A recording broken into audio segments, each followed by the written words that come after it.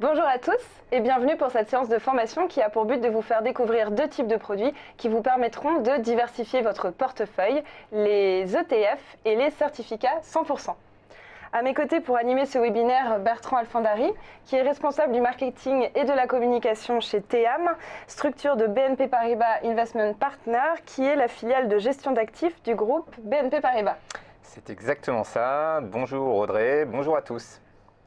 Alors avant de vous présenter le programme d'aujourd'hui, nous allons parler de produits qui vous permettent de diversifier votre portefeuille.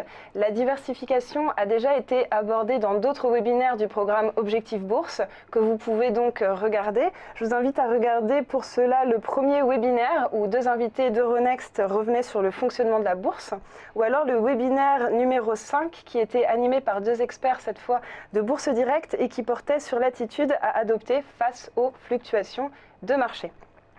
Donc nous, aujourd'hui, notre objectif à Bertrand et moi, ça va être de vous expliquer le fonctionnement des certificats 100% et des ETF, que vous compreniez à quoi cela peut vous servir dans un portefeuille et que vous ayez aussi bien en tête la différence entre ces deux types de produits et les questions à se poser absolument avant d'investir dessus.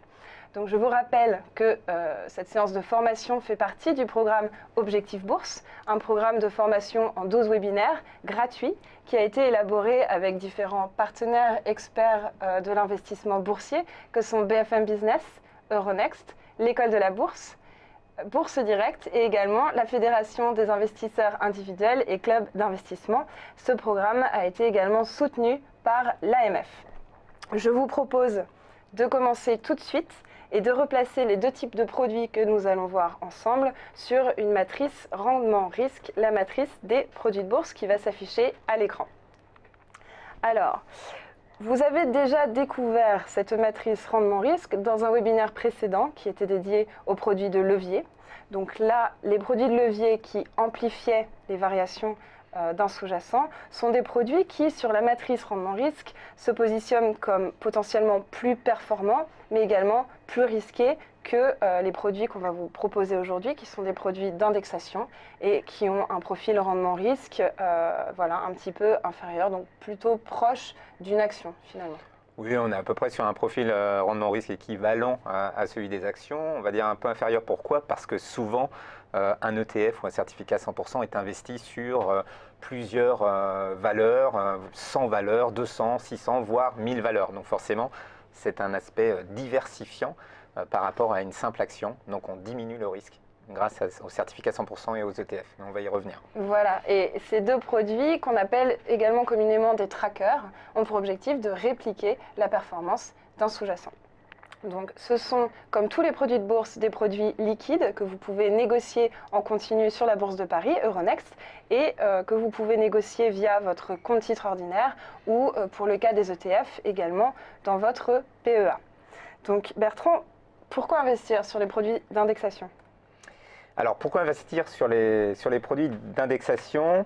Alors, déjà, on en a parlé très rapidement, Audrey, mais parce que il y a un côté diversifiant. Vous pouvez choisir vous-même les valeurs que vous souhaitez mettre dans votre portefeuille, dans votre PEA ou dans votre contrat d'assurance vie. Mais vous pouvez également accéder à des fonds ou des certificats qui vont, eux, être investis sur un panier de valeurs. On peut en avoir 10, on peut en avoir 100, on peut en avoir 1000.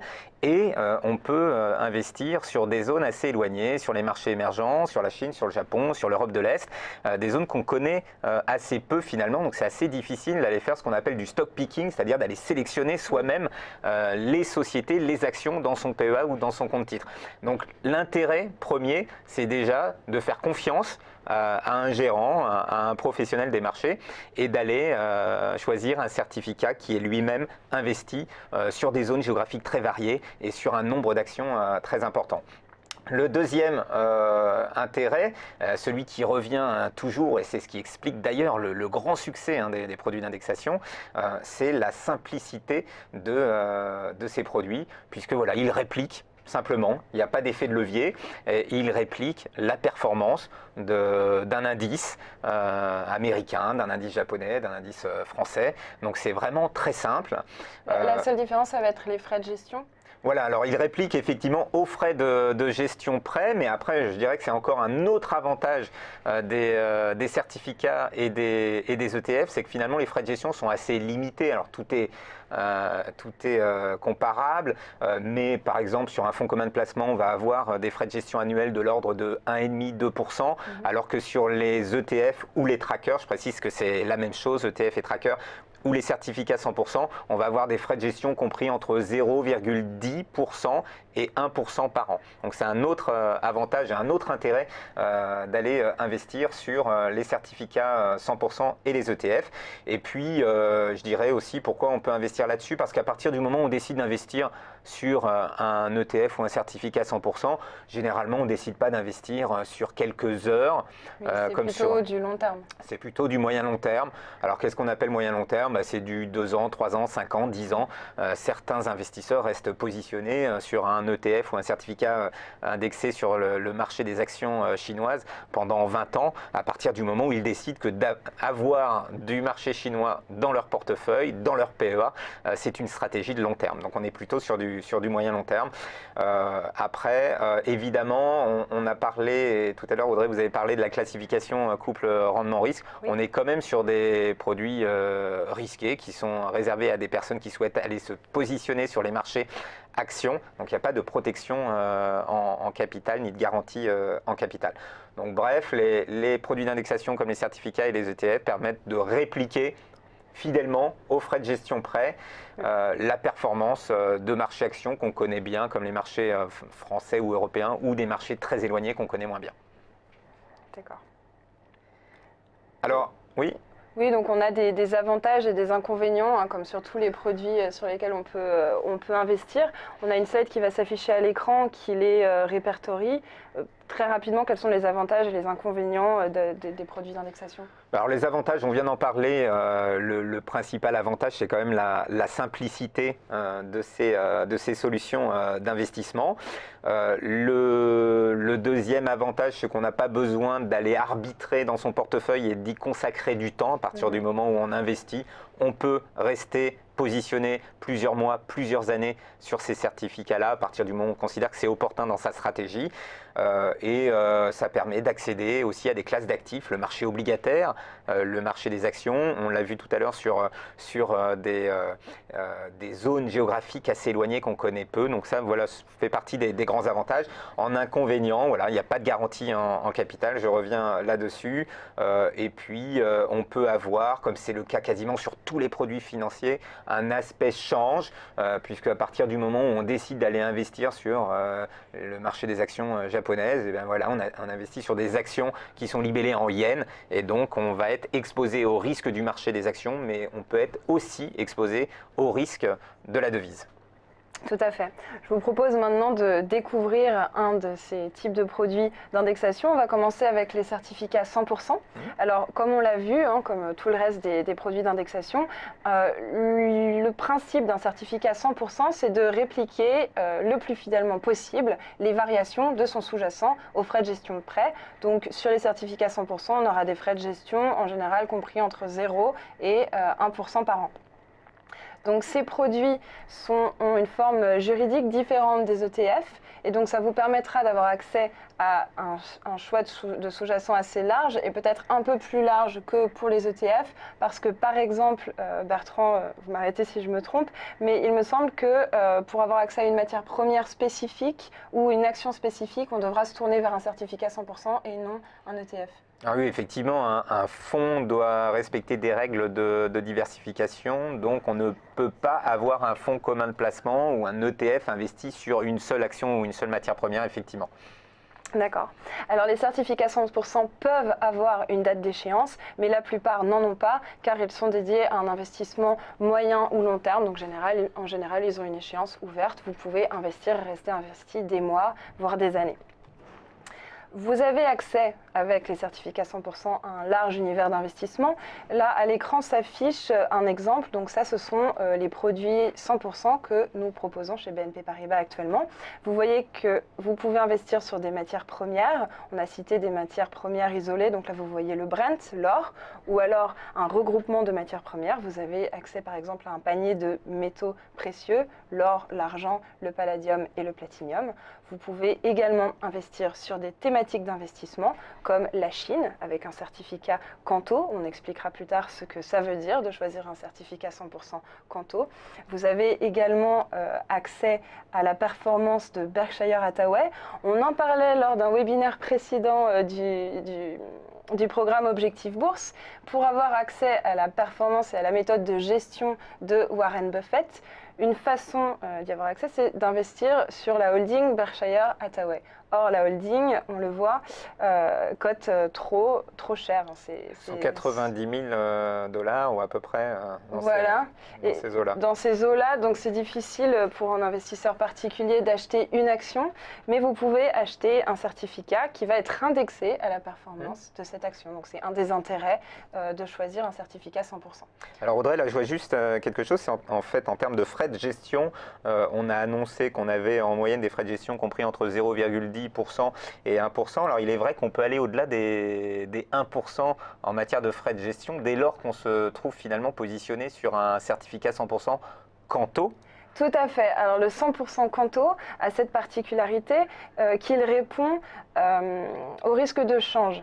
Quand vous investissez donc sur une valeur qui cote dans une devise étrangère, vous pouvez souhaiter vous prémunir contre le risque de change. Donc les certificats Canto intègrent un mécanisme de protection contre le risque de change. Tout simplement à l'émission, on va mettre en place une parité fixe entre les deux devises. Par exemple, si vous êtes investi sur un sous-jacent américain, on va mettre en place une parité fixe entre l'euro et le dollar. Donc ce sont des frais de gestion supplémentaires. Ce qui fait qu'on peut arriver exceptionnellement sur ces certificats, effectivement, là on voit à des frais de gestion de 3% ou de 2%.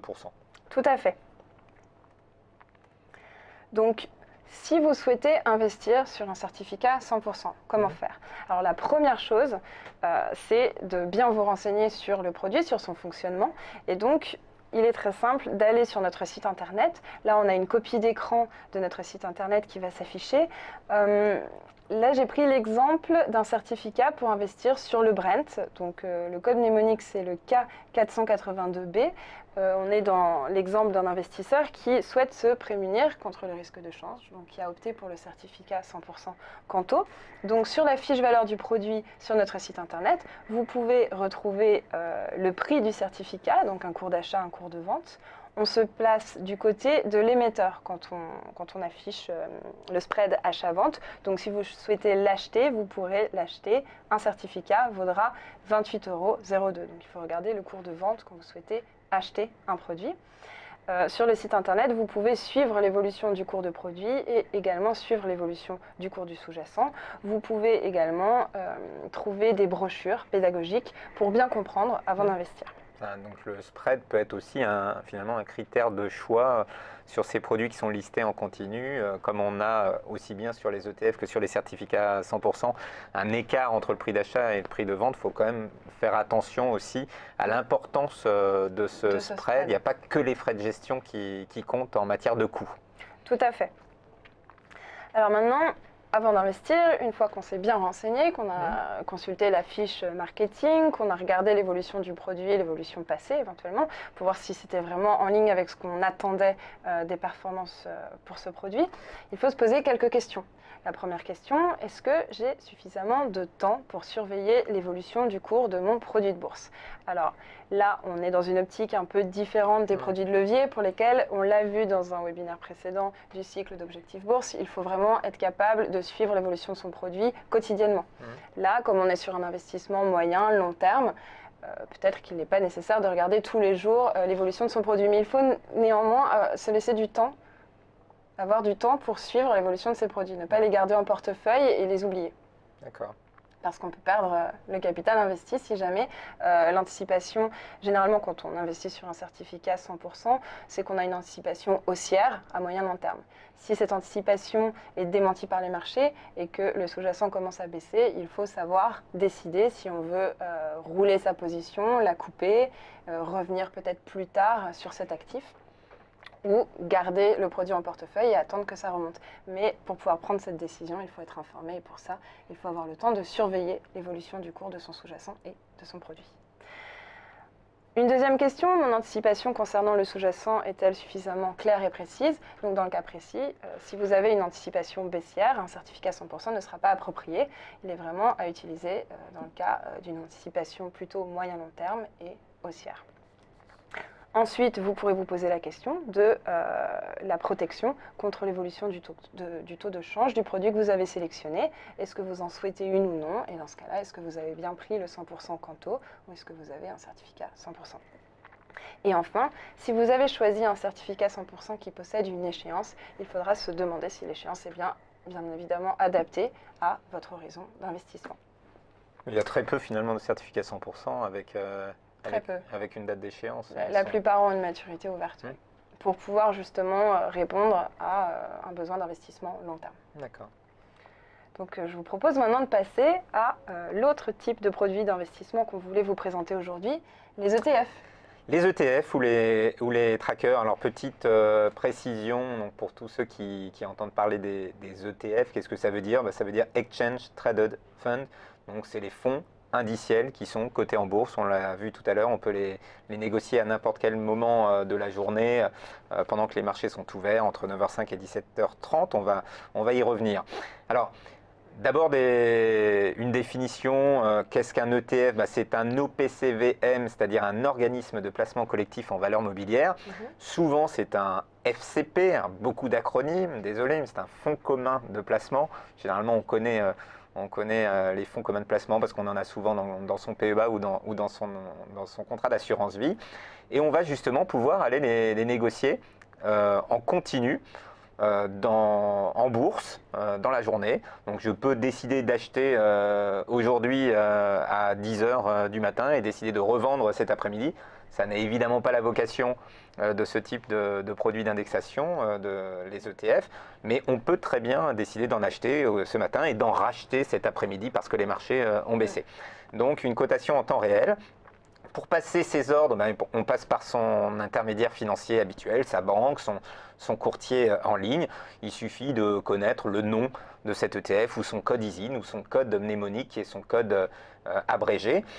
Et ensuite, en termes de coûts, on sera exposé aux frais de gestion, là on en a parlé tout à l'heure, aux spread, donc à la différence entre le cours d'achat-vente qu'il faut quand même surveiller, et puis également les frais de courtage qui sont généralement équivalents à ceux qu'on peut avoir sur un placement en action quand on décide d'investir sur des actions dans le cadre de son compte titre ou de son PEA. Et on peut avoir également des droits de garde à payer chaque année sur les positions que l'on a sur les ETF. Et enfin, sur dernière caractéristique, la liquidité sur les ETF, et c'est une particularité de ces solutions d'investissement, c'est qu'on a un teneur de marché qui va proposer cette fourchette achat-vente sur un ETF en permanence. C'est-à-dire que la liquidité est assurée par une banque, un teneur de marché, qui va dire, voilà, moi je propose une taille à l'achat et à la vente de 10 000 ETF, et ensuite on a souvent ce qu'on appelle en seconde limite, avec une autre fourchette achat-vente, un autre teneur de marché qui propose lui aussi une quantité à l'achat et à la vente à un autre prix, et on peut retrouver un troisième teneur de marché, voire un quatrième, voire un cinquième. Donc il y a une liquidité qui est quand même très très forte sur les ETF dans le marché. Alors ça réplique la hausse évidemment, mais ça réplique la baisse aussi, ce sont des produits de réplication, donc on réplique le mouvement de l'indice sous-jacent. Donc si l'indice sous-jacent, je vais grossir le trait, on a un ETF sur le CAC 40, le CAC 40 baisse de 10% et on a des frais de gestion de 0,5% par an, eh bien, on va baisser de 10,5%, on va baisser de 10% plus les frais de gestion. À l'inverse, si on a une hausse du CAC 40 de 10%, on aura une hausse de son ETF de 9,5%. Voilà, donc les frais de gestion, on le disait, sont limités. On s'est amusé à calculer une moyenne des frais de gestion annuels sur les ETF de BNP Paribas Investment Partners et de TEAM. On est à 0,35% de frais de gestion en moyenne sur les ETF. Donc on peut avoir des ETF qui ont des frais de gestion à 0,15, à 0,20. Ça dépend du marché, ça dépend de la complexité également du marché. Donc plus c'est complexe, plus c'est éloigné, plus généralement les frais de gestion sont élevés, mais généralement on reste quand même à des frais de gestion très limités. C'est très rare qu'on aille au-dessus de 0,8, 0,9% par an. Donc la moyenne c'est 0,35. Et dans quel cas on ira jusqu'à 1%, voire au-delà? Alors à ma connaissance, on a quelques dizaines d'ETF chez BNP Paribas qui sont listés et je ne crois pas qu'on ait de frais de gestion supérieurs à 0,8%. Il faudrait vérifier, mais à ma connaissance, on n'a pas au-dessus de cela. Donc ça reste très rare. Ça reste très rare. Alors il y en a peut-être après chez d'autres émetteurs d'ETF à partir du moment où le mode de réplication est complexe, où le marché est difficile à répliquer. Et les frais d'entrée et de sortie, vous n'en avez pas. Alors après, vous pouvez en avoir dans le cadre de votre contrat d'assurance vie, puisque les compagnies d'assurance référencent de plus en plus maintenant les ETF dans les contrats d'assurance vie en tant qu'unité de compte. Donc vous pouvez dès lors demander à votre assureur d'accéder à ces ETF dans le cadre de votre contrat d'assurance vie. Et on l'a dit tout à l'heure, il y a des frais de courtage qui sont généralement équivalents à ceux que vous pouvez avoir quand vous achetez une action. Donc ça dépend évidemment de votre intermédiaire financier. Donc voilà, donc on a un accès qui est très simple, qui est très transparent aussi sur la façon dont est calculé le prix, la façon dont on communique sur l'évolution de la valeur liquidative de l'ETF. Et on peut accéder à toutes les classes d'actifs grâce aux ETF. On a des ETF qui répliquent des indices actions, mais on a également d'autres ETF qui répliquent des indices obligataires ou des indices de matières premières. Donc on peut très bien faire sa propre diversification avec que des ETF dans son PEA, dans son compte titre ou dans son contrat d'assurance vie si l'assureur a décidé de référencer ces produits-là. Et là encore, toujours sur un indice, donc sur un ensemble de différentes valeurs. On ne va pas travailler sur des valeurs isolées avec un ETF. Alors effectivement, tout à l'heure, on l'a vu, Audrey, il y avait un certificat, je voyais à l'écran, il y avait un certificat sur l'action Berkshire Hathaway, il y avait un certificat sur l'or, il y avait un certificat sur le pétrole Brent. À chaque fois, on est toujours sur un mono sous-jacent, enfin on est toujours, en tout cas, vous proposez des certificats qui peuvent être sur un seul sous-jacent. C'est vrai que nous, on n'aura jamais cela, on n'aura jamais un ETF sur une seule action, c'est pas possible. Donc généralement, l'ETF réplique la performance d'un indice. Cet indice, il est soit construit par BNP Paribas, soit construit par un grand fournisseur d'indices comme le MSCI, comme Euronext, par exemple. Et effectivement, l'indice le plus connu en France, c'est le CAC 40, mais on a l'Eurostoxx quand on décide d'investir sur le marché européen. On a le S&P 500 quand on décide d'investir sur le marché américain. Donc le S&P 500, c'est 500 valeurs américaines. L'Eurostoxx 50, c'est les 50 plus grosses capitalisations boursières européennes. Le CAC 40, les 40 plus grosses capitalisations boursières françaises. Donc généralement, on est toujours sur plusieurs dizaines, plusieurs centaines, voire plusieurs milliers de valeurs. D'accord.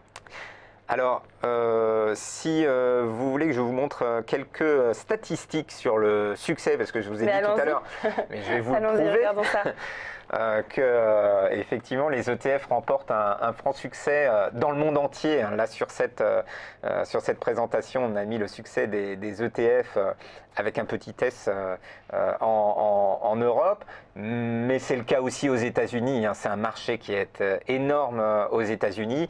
Il est également très important et en fort développement en Europe. Et là, vous voyez sur ce document et sur ce graphe l'évolution des encours. Là, vous avez sur l'échelle de gauche les encours en milliards de dollars. Donc, vous voyez qu'on était en 2001 à quelques dizaines, on va va dire, de milliards de dollars d'encours sur les ETF. On est arrivé à 400 milliards de dollars en Europe à peu près en 2011 et on dépasse maintenant les 500 milliards aujourd'hui de dollars en encours.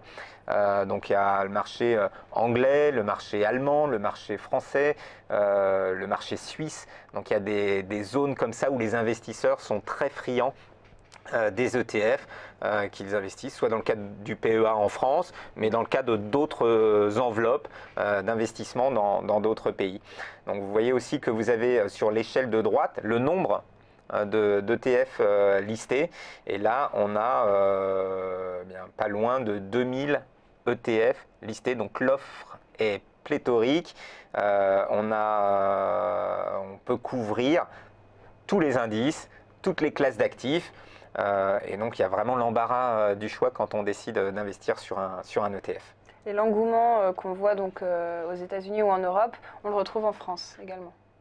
Oui, on le retrouve en France. Alors, je n'ai plus les chiffres en tête, mais je crois que c'est de l'ordre de 15% l'évolution des encours en France en 2015.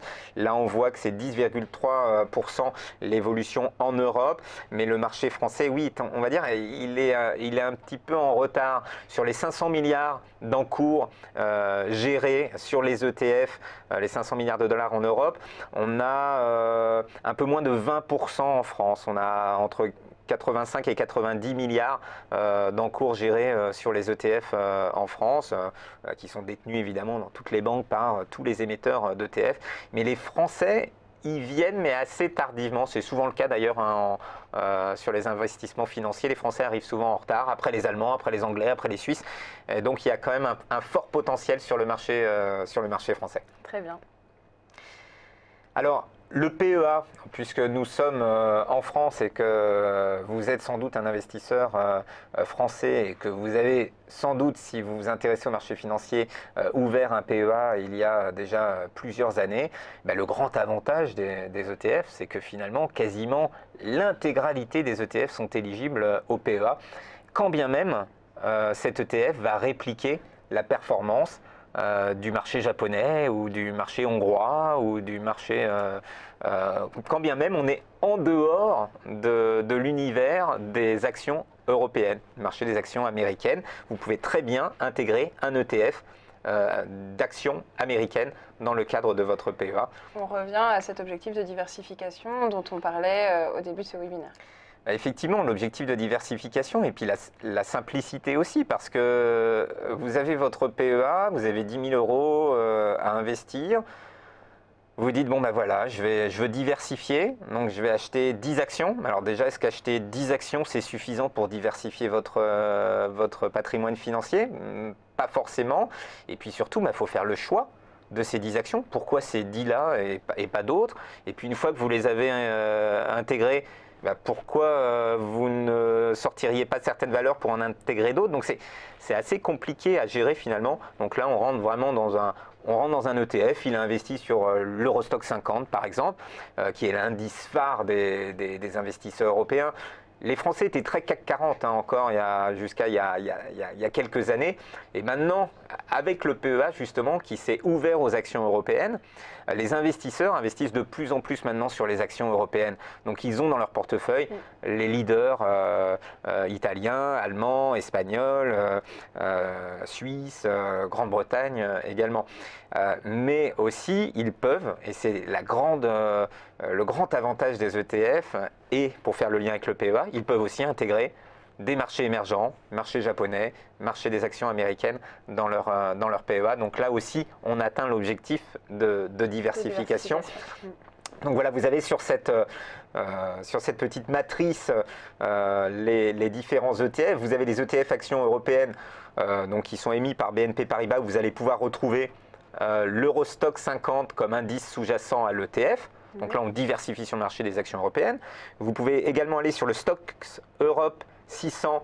Donc là, si 50 valeurs pour vous, c'est pas assez diversifiant et que vous voulez aller vraiment sur un univers beaucoup plus large des actions européennes, vous allez sur le Stoxx Europe 600 qui représente les 600 plus grosses capitalisations européennes. Mais vous pouvez aller également sur les actions internationales. On a parlé du S&P 500, mais vous pouvez aller également sur le Russell 1000, qui est pareil, un indice représentatif des actions américaines. On n'est pas sur les 500, mais les 1000 plus grosses capitalisations boursières. Et je termine juste sur les ETF thématiques, parce que c'est quelque chose qui se développe énormément. On peut investir sur des ETF, on va dire classiques, pour aller sur des grands indices qui sont connus, comme le CAC, comme l'Eurostoxx, comme le S&P. Mais on peut également essayer d'investir sur des thématiques particulières. Et là, en l'occurrence, le PRA, ça ne va pas parler forcément à beaucoup de personnes, mais les PRA, c'est le marché immobilier. C'est le marché immobilier coté. Donc là, on voit qu'on peut accéder, on a parlé du marché actions, du marché des obligations, du marché monétaire, du marché des matières premières. Mais on peut également mettre de l'immobilier. Alors c'est de l'immobilier coté, ça reste un risque action, mais on est investi essentiellement sur des valeurs foncières et donc sous forme d'un ETF sur la zone euro ou sur la zone Europe, puisqu'on a les deux, euro et Europe. Et puis la grande thématique du moment avec la COP 21, c'est l'environnement, ce qu'on appelle la décarbonation d'un portefeuille, d'un PEA, d'un patrimoine financier. Et là, on peut intégrer le low carbone et on a un ETF low carbone qui investit sur des valeurs qui font des efforts supplémentaires en matière environnementale. Et là, ça plaît beaucoup. Les encours ont doublé en quelques mois. Alors si on se pose rapidement les questions qu'il est important de se poser avant de choisir un ETF, on l'a vu pour les certificats 100%, alors est-ce qu'on se pose le même genre de questions pour investir sur un ETF ou pas ? Oui, on se pose les mêmes questions. Après, voilà, c'est quel indice je choisis en fonction de mon degré de diversification souhaité. Voilà, l'éligibilité au PEA, évidemment. Si vous avez un PEA, autant profiter de cette enveloppe fiscale. Les dividendes, est-ce que je veux un ETF qui distribue les dividendes ou qui les capitalise? Le mode de réplication, on ne va pas rentrer dans les détails, mais il y a de la réplication, ce qu'on appelle physique, où vraiment on détient les actions, ou le mode de réplication synthétique, où là on ne détient pas les actions en direct, nous, BNP Paribas. La liquidité, généralement la liquidité est assurée, je vous l'ai dit tout à l'heure, sur l'ensemble des ETF, donc ce n'est pas une question en soi. Comment le négocier, ça c'est votre intermédiaire financier qui pourra vous le dire, mais n'importe quel intermédiaire financier propose l'ensemble des ETF, normalement c'est le cas. Voilà. Alors, très rapidement, comment les ETF sont négociés, bon, on l'a vu, hein, ce sont des produits cotés sur Euronext et on va passer par un intermédiaire financier. Voilà, on passe par son intermédiaire financier, on peut passer ses ordres de bourse à n'importe quel moment de la journée. Ils sont cotés en continu de 9h05 à 17h30 et on déclare un cours de clôture à 17h35. 35. Je crois que c'est la même chose pour les certificats Tout à fait. 100%. Voilà, et on a une exécution immédiate. Vous transmettez votre ordre par votre intermédiaire financier. C'est l'histoire de quelques microsecondes. S'il n'y a pas d'anomalie technique ou de marché particulièrement perturbé. Voilà, donc la liquidité est assurée par les investisseurs, mais également par les teneurs de marché, comme je vous l'ai expliqué tout à l'heure. Tout à fait.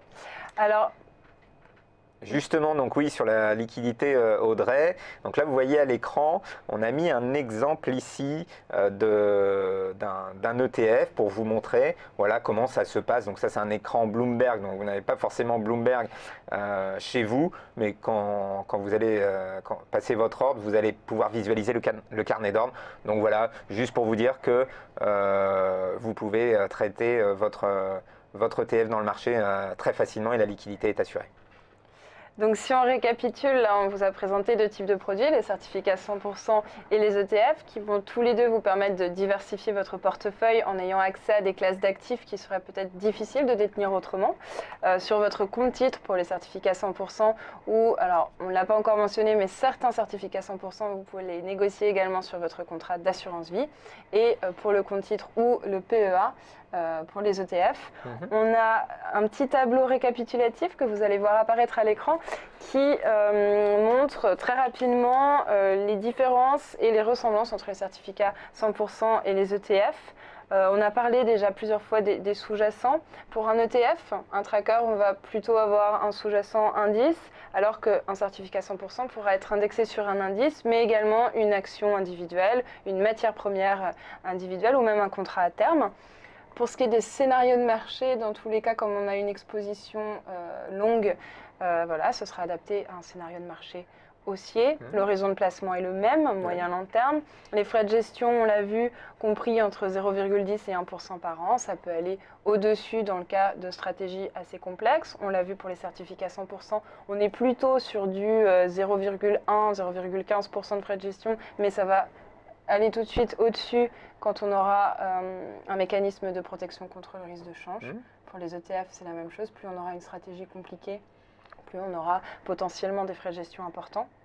La nature du produit, on est sur un titre de créance avec les certificats, alors qu'on est sur un support OPCVM, on l'a vu tout à l'heure, sur un fonds, tout à fait, pour être plus précis sur les ETF. Voilà, et l'éligibilité au PEA, important, oui. donc les certificats 100% ne sont pas éligibles au PEA, mais effectivement certains le sont au contrat d'assurance vie. Pour les ETF, la plupart sont éligibles au PEA. En revanche, en assurance vie, il y a encore un retard. En France, il y a peu d'ETF qui sont référencés en assurance vie, mais là il y a une grande dynamique qui commence là, depuis le début de l'année sur le référencement en assurance vie. Tout à fait. Et puis l'exposition au risque de crédit, de défaut. Alors avec les certificats 100%, comme pour le reste des titres de créance, vous êtes exposé au risque de crédit sur l'émetteur et sur le garant du remboursement. On a un risque un peu différent sur les ETF. Oui, c'est le risque si jamais vous allez sur un ETF obligataire, c'est le risque de défaillance de l'émetteur de l'obligation, au même titre que quand vous investissez sur une obligation en direct. Voilà, c'est tout ce que nous avons prévu de vous expliquer parce que le temps était compté sur les certificats 100% et les ETF. Si vous souhaitez maintenant en savoir plus, vous pouvez retrouver plus d'informations sur le site des produits de bourse BNP Paribas. Donc en vous connectant sur le www.produitsdebourse.bnpparibas.fr. Sur ce site, dans la rubrique certificats, vous retrouverez toute la gamme de certificats 100%, mais également la gamme d'ETF que propose BNP Paribas. Et vous aurez également accès à différentes brochures pédagogiques et même vidéos pédagogiques dans la rubrique services, section vidéo. Donc là, on le voit, des vidéos pédagogiques pour vous former. Sur ce site, vous pourrez également vous abonner, si vous le souhaitez, gratuitement à des newsletters pour vous informer de l'actualité économique et boursière. Pour cela, il y a également une émission hebdomadaire, tous les mardis à midi, 100% marché. Et également, si vous avez des questions sur ces deux types de produits que nous avons vus aujourd'hui, vous pouvez nous appeler directement au numéro vert 0800 235 000. Merci beaucoup à tous de nous avoir suivis. C'est la fin de ce webinaire, mais c'est également la fin du cycle de formation Objectif Bourse. C'était le dernier webinaire aujourd'hui. Par contre, le site Objectif Bourse reste ouvert. Donc, on a terminé ces 15 jours de formation où tous les jours, vous aviez un nouveau webinaire qui abordait un nouveau thème de l'investissement boursier. Mais le site reste ouvert, les webinaires restent en ligne. Donc, pour découvrir les autres webinaires que vous n'avez peut-être pas encore vus, n'hésitez pas à le consulter, www.objectifbourse.fr. Merci beaucoup Bertrand Alfondary, responsable du marketing et de la communication des ETF chez TEAM, d'avoir été présent avec nous aujourd'hui pour découvrir ce type de produit. Merci beaucoup à vous de nous avoir suivis et à bientôt sur le site Objectif Bourse. Merci. Au revoir.